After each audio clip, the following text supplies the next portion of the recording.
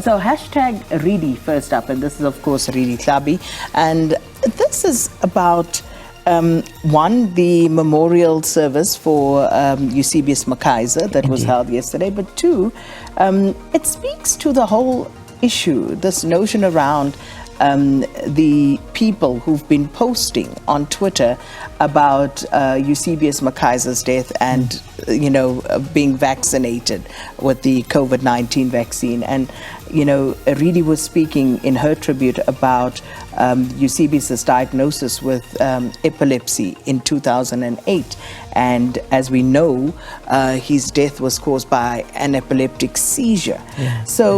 These people who are saying that his death has something to do with him having taken a COVID-19 vaccine, that is so spurious, but it's also just so unnecessary. I know. And hopefully this would just put that to rest once and for all, because those who knew Eusebius, his family, his close friends, we all knew what that he was going through. Absolutely. Suffering from epileptic seizures, fits. And so this is not a thing. And for people to now try and equate what happened to him with having taken a COVID-19 vaccine a few years ago, absolutely not. Yeah.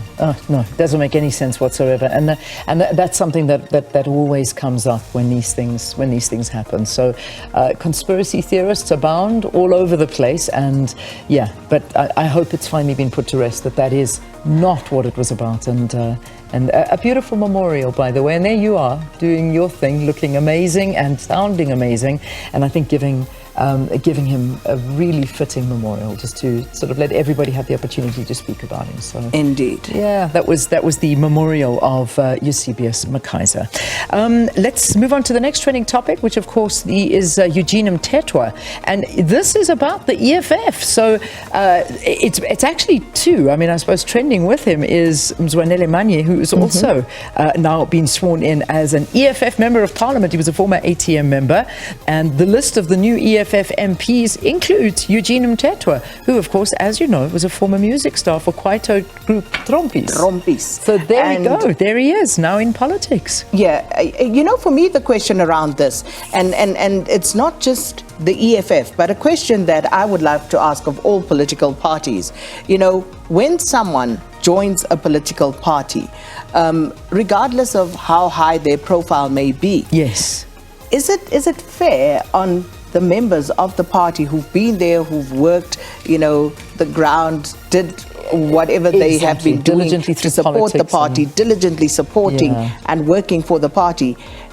Is it fair to bring someone in and then just catapult them to Parliament? I'm asking a question. Maybe if someone wants to engage in that, by all means, let us know your thoughts on that, because I'd love to know if there were people who probably had been working, had aspirations of going to Parliament, and now suddenly here come Eugene Mthethwa and Mzwanele Manye, and boom, they are away go through the front going door. through. This is quite an interesting tweet that came through here. Somebody sip sock saying, "Emotional fascist fools. The EFF is becoming a celebrity status resuscitation party of Korea's gravesite. Whichever comes first, Ringo first, Fana Mokoena, Ntando Duma, Naledi Cherwa, now Eugene Mthethwa, and Big Jimmy Manyi.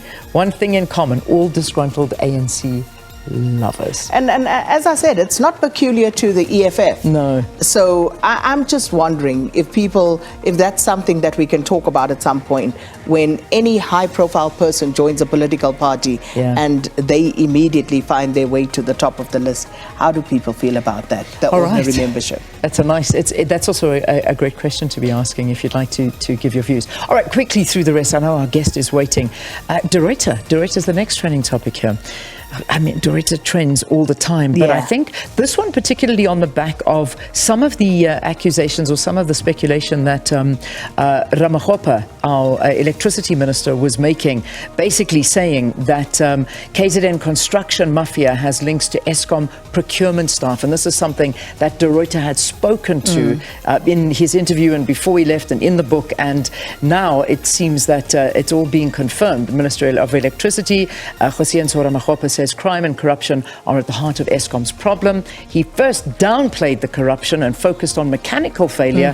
And now he's sort of like reaffirming what De Ruyter was saying. So that's the De Ruyter trend if you want to go into that.